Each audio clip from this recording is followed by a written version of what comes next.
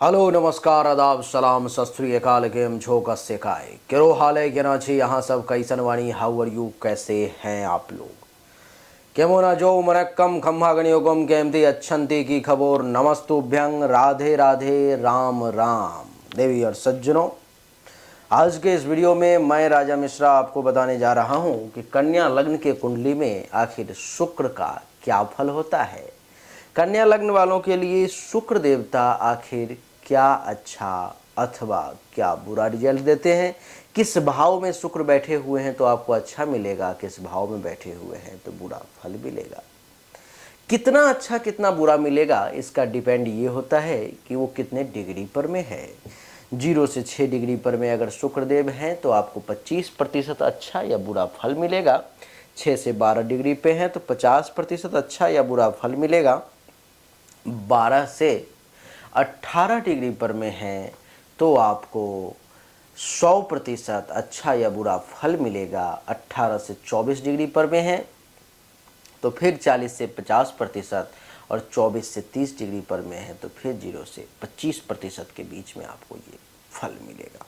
आइए चर्चा को आरंभ करें, जानने की कोशिश करें। शुक्रदेव कन्या लग्न की कुंडली में एक योग कारक ग्रह के तौर पे जाने जाते हैं क्योंकि ये कुंडली के नवम और द्वितीय भाव के मालिक हैं। देवी और सज्जनों, अगर आपके कुंडली में शुक्र देवता कुंडली के प्रथम भाव में यहाँ पे बैठे हुए हैं तो कन्या राशि में शुक्र देवता नीच के हो जाते हैं, अच्छे नहीं माने जाते।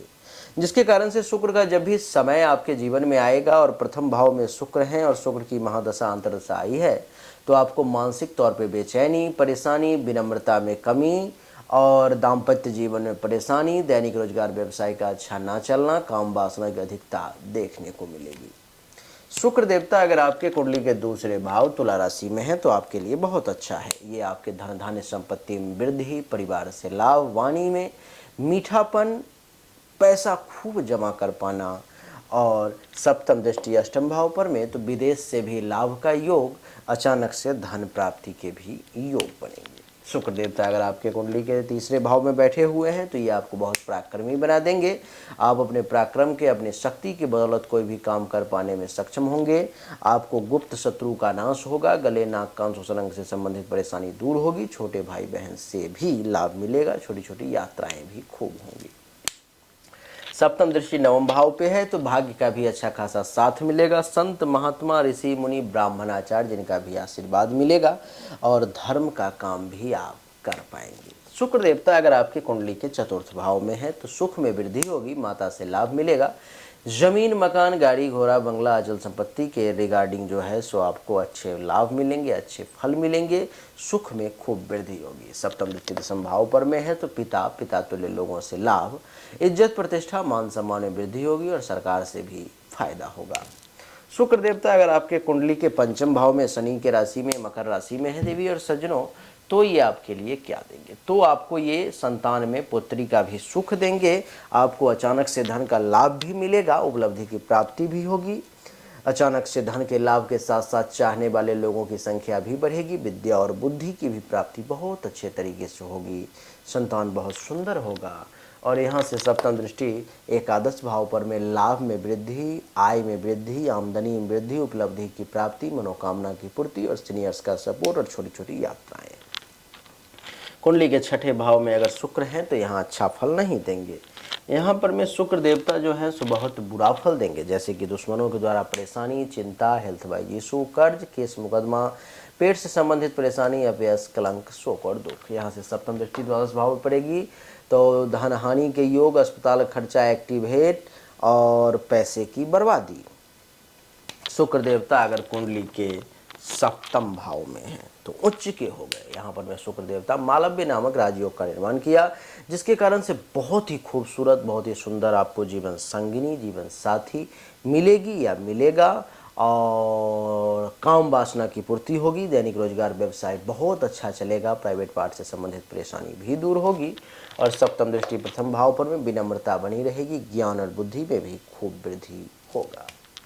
शुक्र देवता अगर आपकी कुंडली के अष्टम भाव में विराजमान है तो अच्छा फल नहीं देंगे। जैसे कि क्या अच्छा फल नहीं देंगे, तो आपको जीवन पर संकट आ जाएगा, मृत्यु तुल्य कष्ट का योग, दुर्घटना, एक्सीडेंट की स्थिति, अचानक से धन हानि के योग और पंचम दृष्टि 1 2 3 4 5 द्वादश भाव पर में 12 पंचम दृष्टि कर रहा हूँ। सप्तम दृष्टि द्वितीय भाव पर में, यानी कि बैंक बैलेंस को खत्म करने की कोशिश करेंगे, धन धान्य संपत्ति का नुकसान होगा, परिवार में टेंशन तनाव की स्थिति आएगी, पड़ोसी के साथ भी परेशानी होगी, वाणी में भी तीखापन आ जाएगा।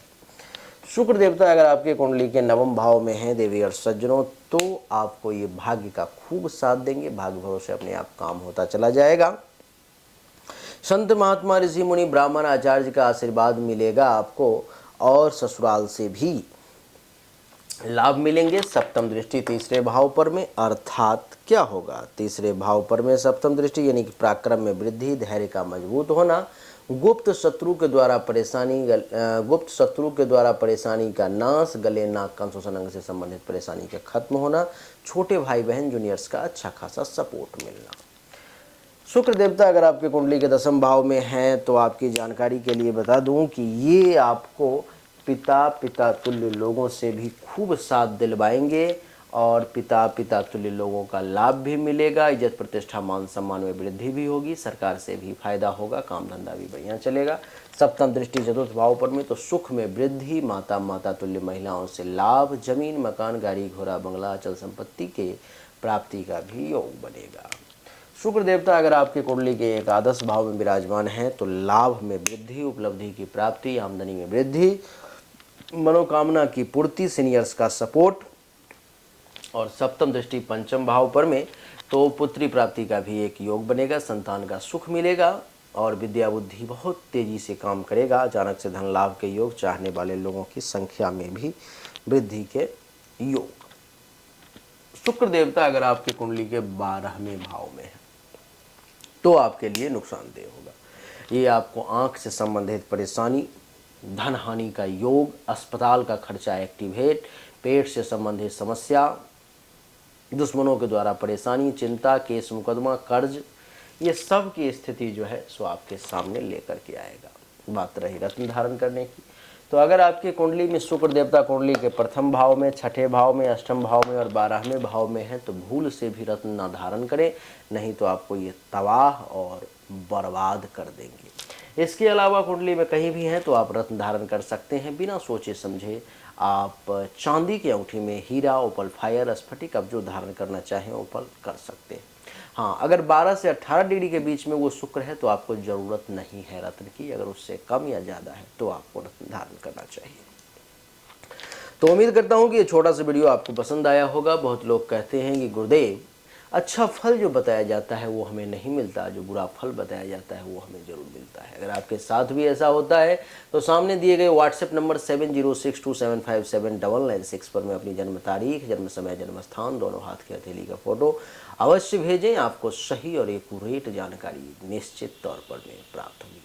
अच्छा लगा तो वीडियो को लाइक करें, शेयर करें, चैनल को सब्सक्राइब करके इसके बेल आइकन के बटन को दबाएं। एक बार फिर से आप सभी का बहुत बहुत धन्यवाद। Thank you so much. जय हिंद, वंदे मातरम। बोलिए राधे राधे, राम राम।